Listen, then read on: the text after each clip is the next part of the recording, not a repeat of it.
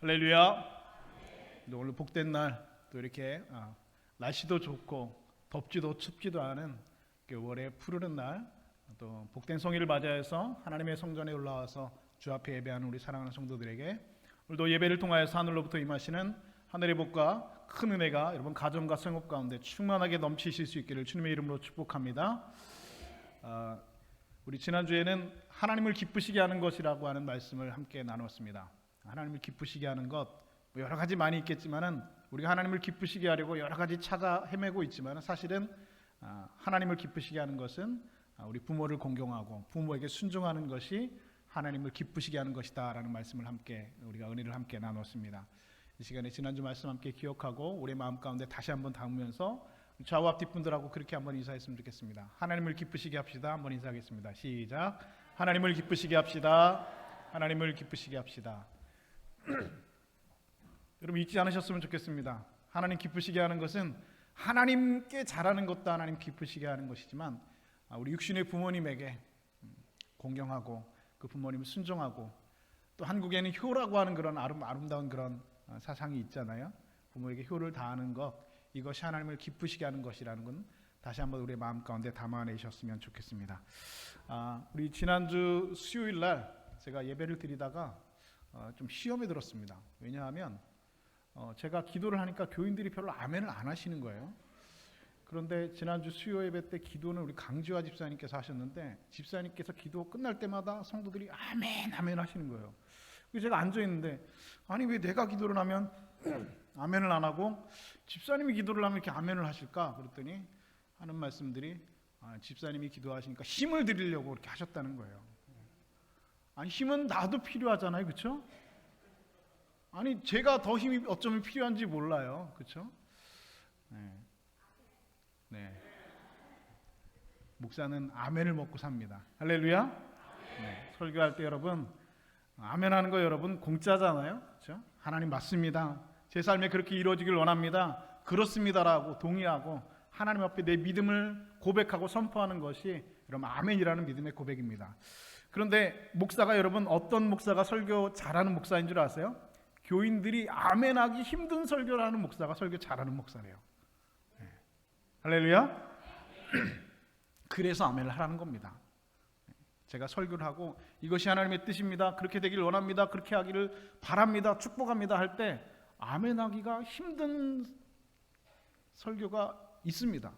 그런데 그렇지만 내가 믿음으로 아멘하면 그 삶을 내가 살아나게 되는 능력이 하늘로부터 우리 가운데 임할 줄로 믿습니다.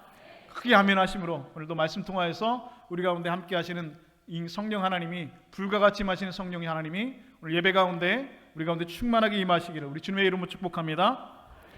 어떤 한국에 있는 어떤 주부가 인터넷에 글을 하나 썼습니다. 근데 그 글의 제목이 무관심한 남편과 이혼하고 싶어요 라고 하는 제목으로 글을 썼는데요, 그 내용을 제가 여러분들에게 좀 읽어드리고 싶습니다.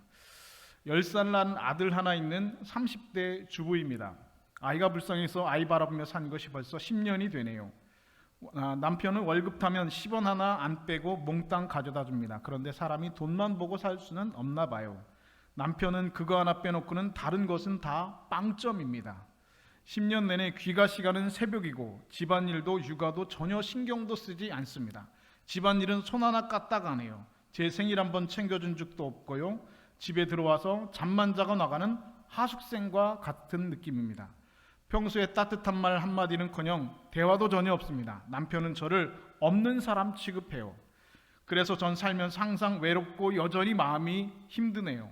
밤에 잠도 잘 안 오고 스트레스가 쌓이고 마음이 불안하고 소화가 잘 되지 않습니다. 전 다른 것보다 부부가 사랑하며 알콩달콩 재미나게 살고 싶은 것이 제 꿈인데 그렇게 안 되니까 너무 힘듭니다. 이렇게 살다 죽으면 한이 될 것 같아요. 인터넷에 답답한 주부가 남편 문제로 이혼하고 싶다라는 글의 제목으로 사람들에게 상담방에, 고민방에다 글을 옮긴 내용입니다. 여러분 얼마나 힘들까요? 이것만큼 여러분 사람이 마음이 어려운 것이 없습니다. 차라리 부부가 그냥 안 보고 살면 편할 텐데 안 보고 살 수도 없고 매일같이 그 얼굴을 보고 살아야 되는데, 매일같이 그 원수 같은 얼굴을 보고 살아야 되는데 한 집에서 같이 살면서 이렇게 없는 사람 취급당하는 사는 것만큼 힘든 일이 없을 것입니다. 나는 분명히 여기에 존재하고 있는데 상대방은 나를 투명인간 취급하는 것처럼 바라보는 것입니다. 마치 내가 없는 것처럼 나라는 존재를 완전히 무시하고 자기 마음대로 생각하고 행동하는 것입니다. 이것은 여러분 부부생활하는 가운데 가정생활에서 이것처럼 견디기 어려운 일이 없을 것입니다. 그런데 여러분 우리가 가만히 한번 생각해 볼까요? 성경 고린도전서 3장 16절은 우리에게 이렇게 말씀하고 있습니다.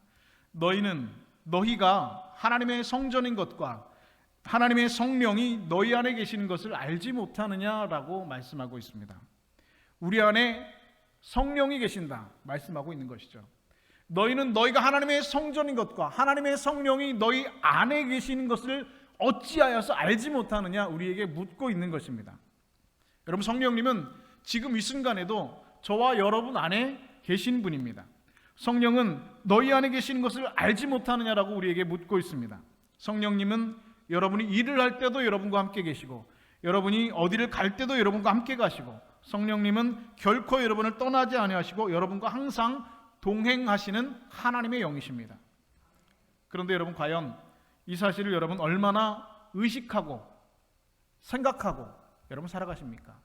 내가 어디를 가든지 성령님께서 나와 함께 하시고 내가 무슨 일을 하든지 성령님께서 나와 함께 하시고 동행하고 계시다는 것을 얼마나 살면서 여러분 머릿속에서 의식하면서 살고 있느냐라고 하는 질문입니다.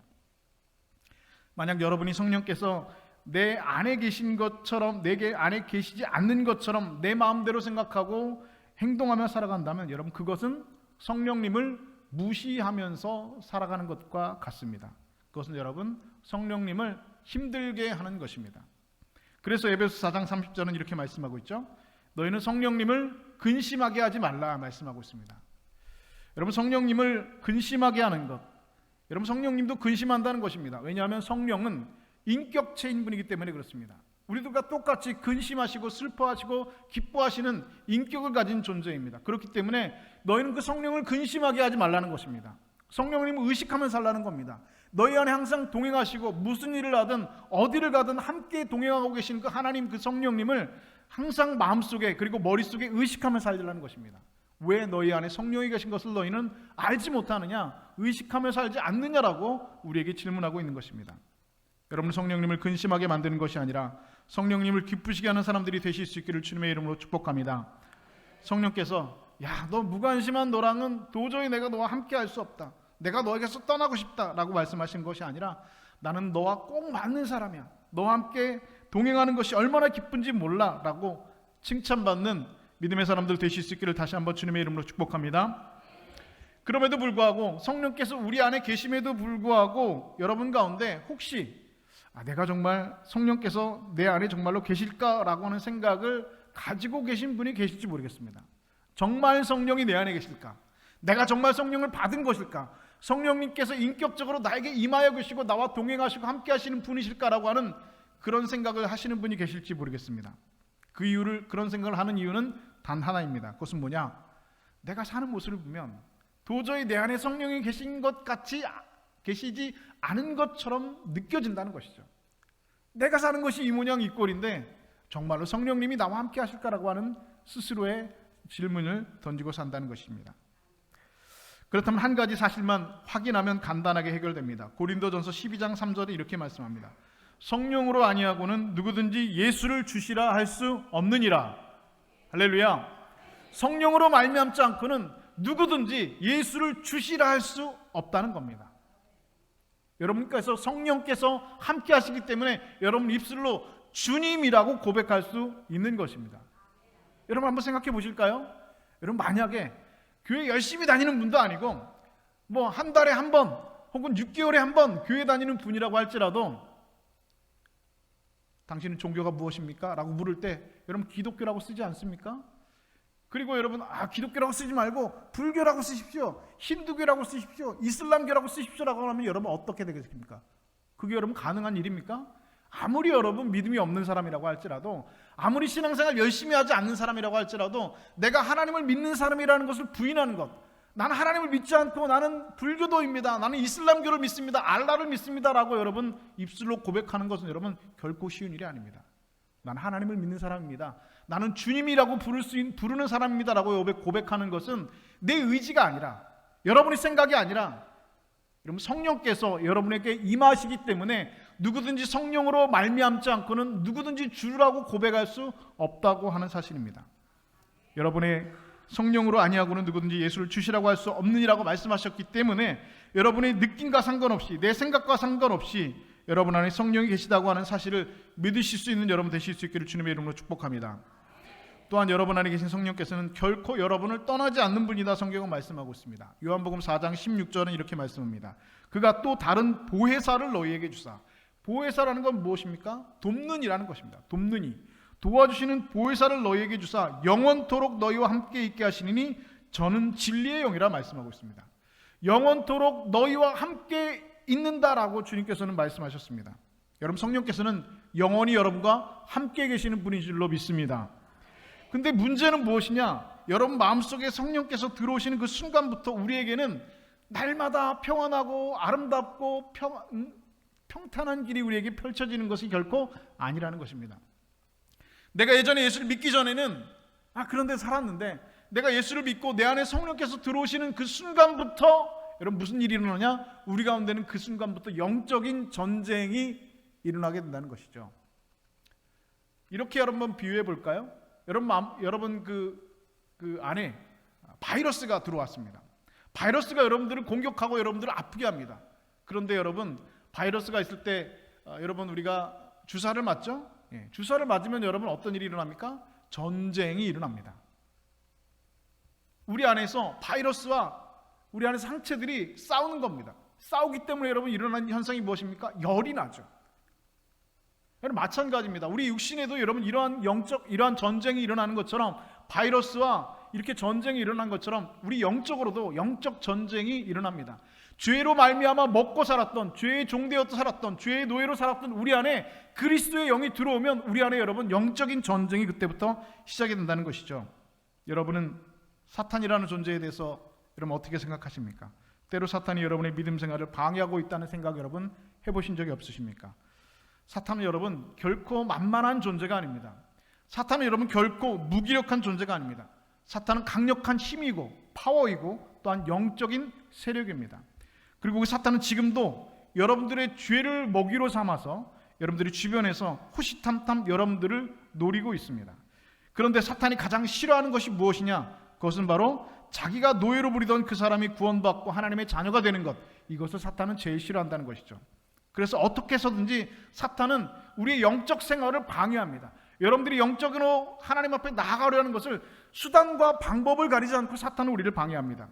고린도후서 4장 4절은 이렇게 말씀합니다. 그 중에는 이 세상의 신이 믿지 아니하는 자들의 마음을 혼미하게 하여 그리스도의 영광의 복음의 광채가 비치지 못하게 함이니 말씀하고 있습니다. 사탄은요, 여러분들이 복음을 들을 때에 여러분들의 마음을 흔들어 놓아서 그 말씀을 깨닫지 못하게 합니다. 여러분들의 마음을 혼미하게 한답니다. 그리스도의 영광의 광채가 여러분 가운데 비치지 못하도록, 예수 그리스도의 빛이 여러분들의 어둠 가운데 있는 여러분 가운데 비치지 못하도록 막아서고 방해하는 세력이 바로 사탄이 이르는 것입니다. 이 이야기를 예수님께서 씨 뿌리는 비유에서 이렇게 말씀하셨습니다. 길가에 있다는 것은 말씀을 들은 자니 이에 마귀가 가서 그들이 믿어 구원을 얻지 못하게 하려고 말씀을 그 마음에서 빼앗아 가는 것이요. 여러분 사탄은 가진 수단과 방법을 다 동원해서 여러분들이 복음을 듣고 하나님의 말씀을 듣고 하나님의 자녀가 되는 것을 방해합니다. 지금 이 순간에도 목사를 통하여서 하나님의 말씀이 선포되어질 때에 이 말씀이 여러분 마음 가운데 떨어지지 않고 여러분 마음을 돌짝밭 같이 가고 길가에 떨어진 같은 씨같이 되어서 여러분 마음 가운데 뿌리 내리지 못하고 그리고 구원 얻지 못하게 하려고 그 마음에서 빼앗아가는 자가 분명히 마귀라고 예수님께서는 말씀하고 계시다는 것이죠. 그런데 다행히도 감사하게도 그런 모든 사탄의 방해의 공작에도 불구하고 여러분들은 예수를 믿고 구원을 받고 하나님의 자녀가 되어서 이 자리에 예배하는 대로 나와 있습니다. 그렇다고 한다면 여러분들이 예수를 믿고 하나님의 자녀가 되어서 예배 자리에 나왔을 때 그럼 사탄이 이젠 할 수 없구나, 그냥 내버려 둘까요? 그렇지 않습니다. 전쟁은 여기서 끝나지 않습니다. 베드로전서 5장 8절부터 9절은 이렇게 말씀합니다. 근신하라, 깨어라. 너희 대적마귀가 우는 자와 같이 두루 다니며 삼킬 자를 찾나니 너희는 믿음을 굳건하게 하여 그를 대적하라 말씀하고 있습니다. 여러분, 이 말씀은 누구에게 한 말씀이냐? 분명히 믿는 사람에게 하신 말씀입니다. 예수 그리스도를 구주로 고백하고 있는 사람들, 예수 그리스도를 구주로 고백하고 죄 씻음을 받고 하나님의 믿음의 자리로 나가서 예배하고 있는 지금 여러분들과 같은 믿는 자들에게 하고 있는 말씀입니다. 근신하라는 겁니다. 깨라오라는 겁니다. 사탄을 대적하라는 것입니다. 사탄은 믿는 자라고 할지라도 우는 사자와 같이 두루 삼킬 자를 찾아다닌다고 했습니다. 삼킨다는 것입니다. 아까도 말씀드렸죠. 사탄의 먹이는 무엇입니까? 바로 여러분들이 짓고 있는 그 죄를 먹이로 삼아서 여러분 주변에서, 우리 주변에서 호시탐탐 우는 사자와 같이 우리를 두루 삼킬 자를 찾아다닌다고 성경은 분명히 말씀하고 있습니다. 그렇기 때문에 그 사탄을 대적하라 주님께서는 말씀하셨습니다.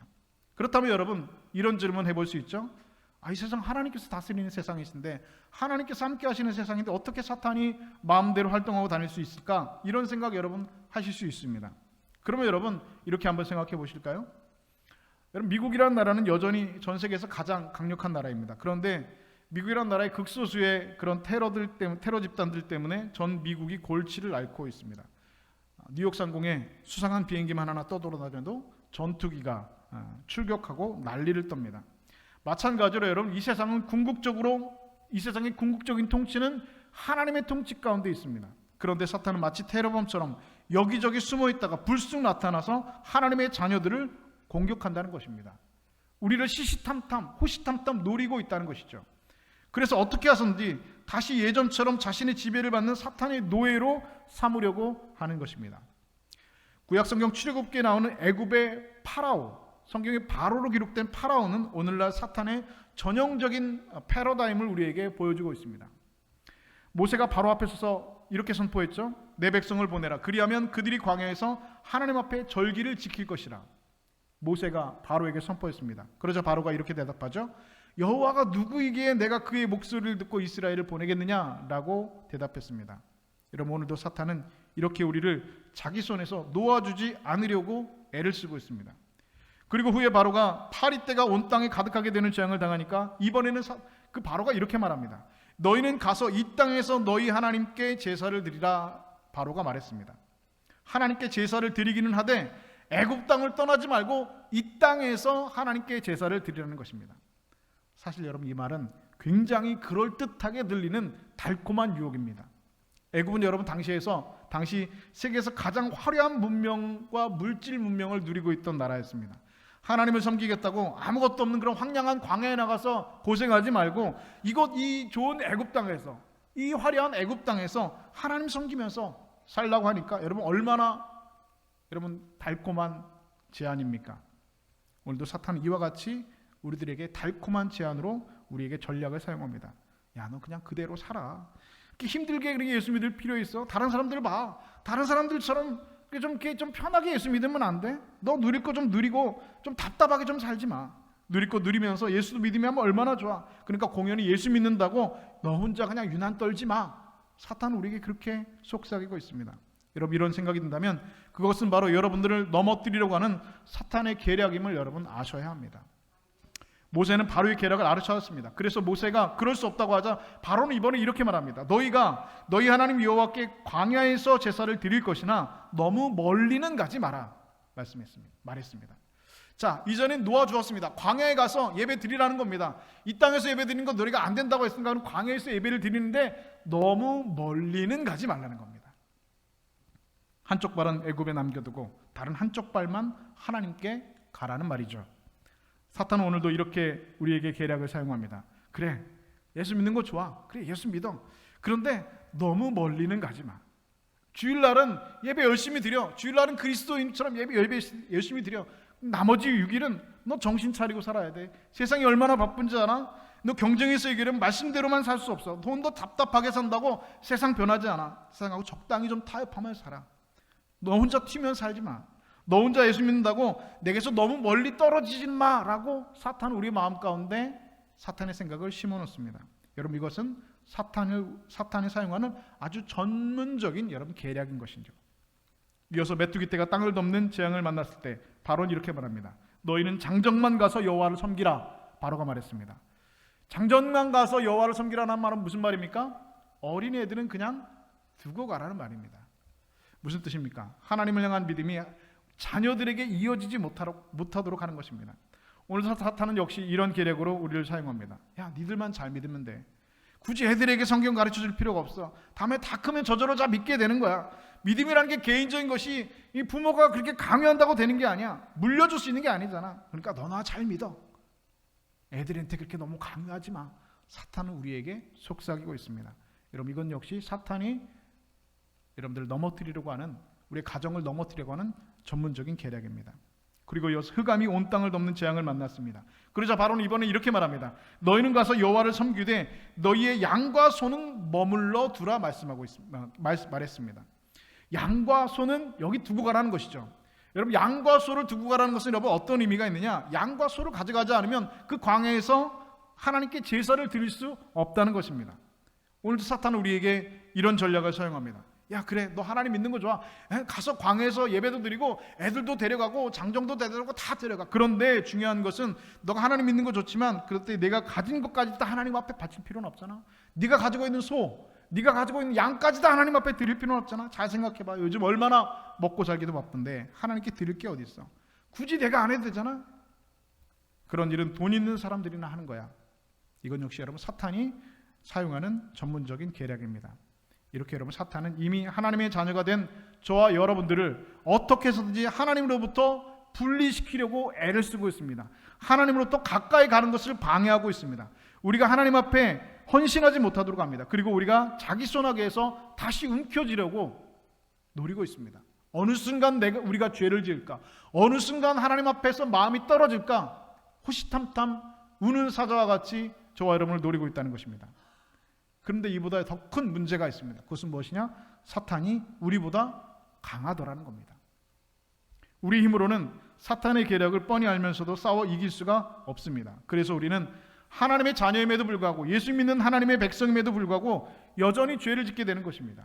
성령께서 내 안에 들어와 계시는 사람임에도 불구하고 지난주에 했던 회개를 이번 주에 또다시 짓고 반복하고 있습니다. 그러면서 하나님의 뜻대로 살지 못하는 자신의 모습에 절망하기도 하고 또한 낙심하기도 합니다. 그런데 이런 상태에서 벗어나 하나님의 뜻대로 기쁨에 넘치는 삶을 살아갈 수 있는 유일한 방법이 있습니다. 그것은 바로 무엇이냐? 성령께서 온전히 내 삶을 주장하시도록 우리 안에 성령의 충만함으로 무장하는 것입니다. 성령의 충만함으로 우리 안에 무장하고 있으면 여러분, 사탄이 어떤 계략으로 우리를 유혹하고 넘어뜨리려고 한다고 할지라도 그것을 이겨낼 수 있는, 그것과 싸워 사탄의 계략과 이겨낼 수 있는 여러분 능력이 우리 안에 들어온다는 것이죠. 성령이 우리 안에 계시는 것과 성령이 충만한 것은 여러분 전혀 다른 문제입니다. 여러분, 이것을 여러분 분명하게 하셔야 됩니다. 여러분이 예수를 구주로 고백하는 순간 성령께서는 여러분 안에 계시는 분입니다. 여러분의 생각과 여러분의 감정과는 무관하게 성령께서는 영원토록 여러분과 함께 하시는 분입니다. 그러나 성령이 우리와 함께 계신다는 것과 우리가 성령이 충만한 것과는 여러분 전혀 다른 차원의 문제입니다. 성령이 계신다고 우리가 그럼 사탄에게 싸움해서 여러분 우리가 이길 수 있는 능력이 우리에게 저절로 주어지는 것은 아니라는 것이죠. 성령께서 우리와 함께 계신다고 해서 여러분이 죄와 싸워서 이길 수 있는 능력이 여러분 안에 있는 것은 결코 아니라는 것입니다. 공중 권세 잡은 자, 강력한 힘과 파워와 세력을 가지고 있는 사탄과의 전쟁에서 성령이 우리 안에 계시다고 여러분 이길 수 있는 것은 여러분 장담할 수 없다는 사실입니다. 우리가 그 영적 싸움에서 이길 수 있는 유일한 능력은 바로 무엇이냐? 내가 성령 충만한 것입니다. 여러분 그 사실을 믿으실 수 있기를 바랍니다. 성령이 여러분 안에 있는 것과 성령의 충만은 여러분 전혀 다른 개념입니다.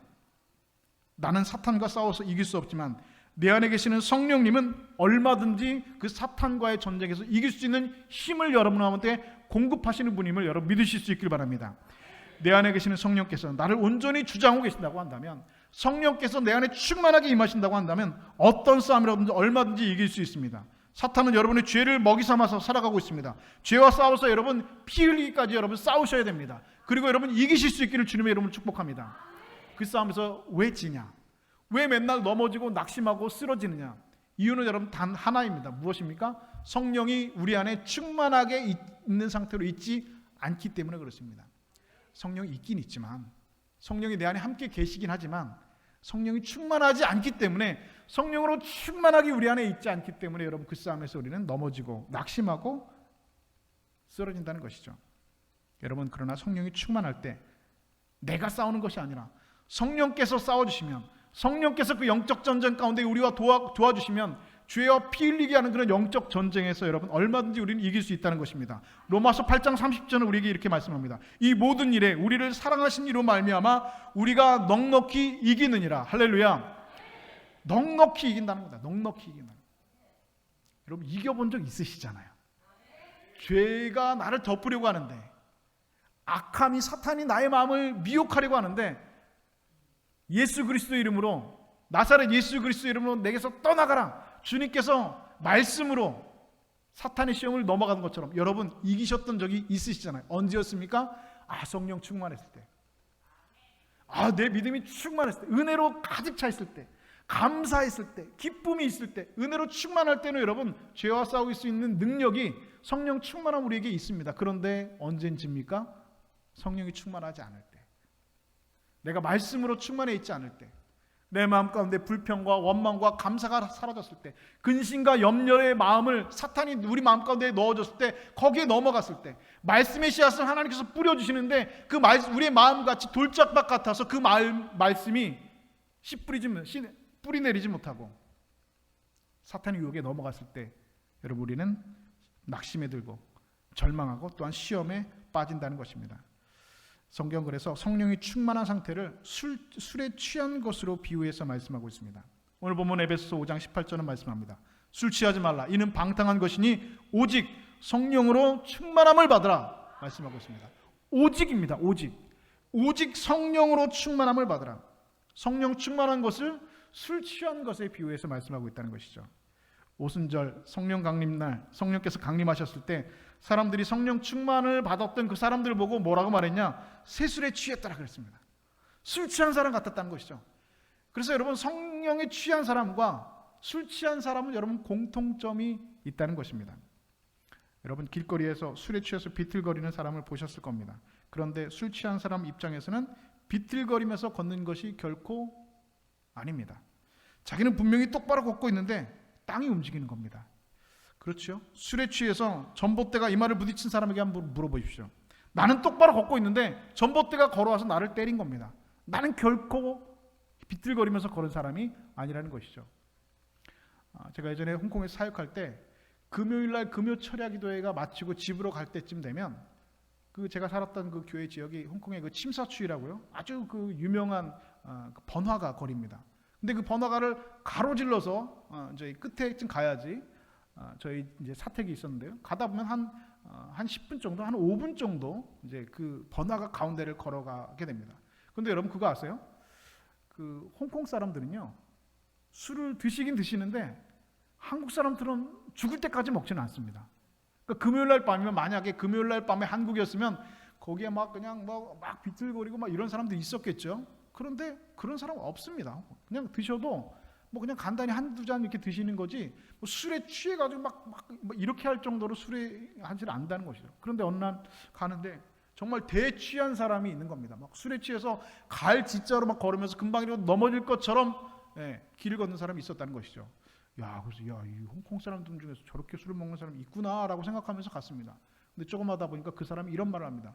이거 뭐야, 이거 다 비기라고 하면서. 그러니까 그 사람이 누구였다고요? 한국 사람이었다는 겁니다. 한국 사람.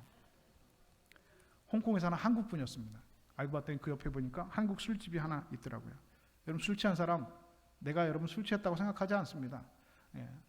전봇대가 와서 나에게 부딪힌, 달려온 것이지 땅이 나를 부딪힌 것이 내가 비틀거리지 않았다는 것이죠.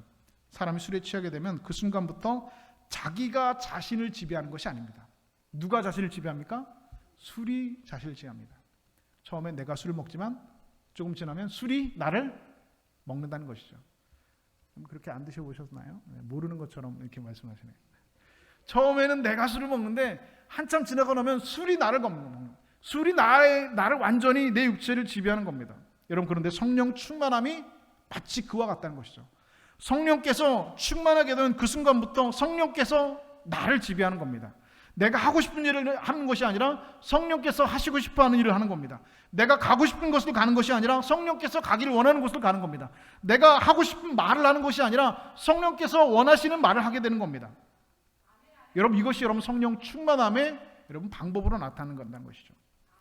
성령은 하나님의 선물입니다. 성령을 받는 것은 우리가 노력해서 받는 것이 아니라 하나님께서 선물로 주시는 것입니다.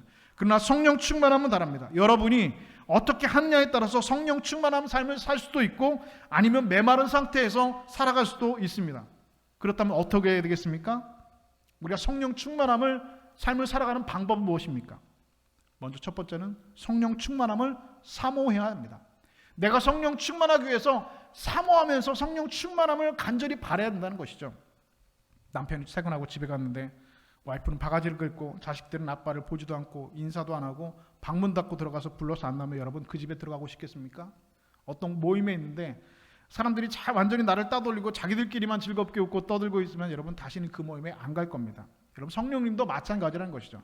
성령님은 여러분 인격체입니다. 우리와 똑같이 때로는 즐거워하시고 때로는 근심하시고 때로는 슬퍼하시는 분입니다. 그런데 그래서 성령의 충만함을 원하신다면 성령께서 우리 안에 여러분 안에 충만히 임하시기를 간절히 사모해야 된다는 것이죠. 성령님, 내가 성령 충만한 삶을 살기 원합니다. 내가 성령님과 함께 동행하는 삶을 살기 원합니다. 껍데기만 하는 그런 믿음이 아니라 뜨겁게 하나님을 사랑하고 기쁨으로 하나님 찬양하기를 원합니다. 내가 하나님 앞에 예배할 때 기쁨으로 예배하기를 원합니다. 찬양할 때 기쁨으로 찬양하기를 원합니다. 하나님, 내 삶이 변화되기를 원합니다. 나에게 임하여 주셔서 성령으로 충만케 역사하여 주시옵소서라고 간절한 마음으로 성령을 우리 가운데 모셔드리고 성령의 충만함을 사모해야 된다는 것이죠. 만약에 우리가 성령님을 사모하지 않으면 여러분 성령님은 우리 안에서 여러분 역사할 수가 없다는 것입니다. 여러분 간절히 기도하셔야 된다는 것입니다. 누가복음 11장 11절은 그래서 우리에게 이렇게 말씀합니다. 너희가 악할지라도 좋은 것을 자식에게 줄 줄 알거든 하물며 너희 하늘 아버지께서 구하는 자에게 성령을 주시지 않겠느냐 말씀하고 있습니다. 여러분 구하는 자에게 성령을 주시는 겁니다. 구하는 자에게 성령 충만함을 하나님께서 역사하시는 겁니다. 이런 기도를 통해서 성령 충만함을 받는 여러분 되실 수 있기를 주님의 이름으로 축복합니다. 두 번째는 죄를 짓게 만드는 사람과 환경으로부터 우리는 떠나가야 됩니다. 가끔 그런 뉴스 보죠. 한국 사람이 필리핀 같은 나라에 갔는데 여행 갔다가 총에 맞아서 죽었다. 뭐 이런 뉴스를 가끔 보게 됩니다. 그런데 여러분 이런 일을 만나게 되는 이유는 딱 하나죠. 이유가 무엇입니까? 그런 일을 만나는 장소에 그 사람이 갔기 때문입니다. 그 장소에 가지 않으면 절대로 그런 사고가 나지 않습니다. 오늘 여러분이 만나는 죄를 짓게 하는 여러분 사람이 여러분 있을 것입니다.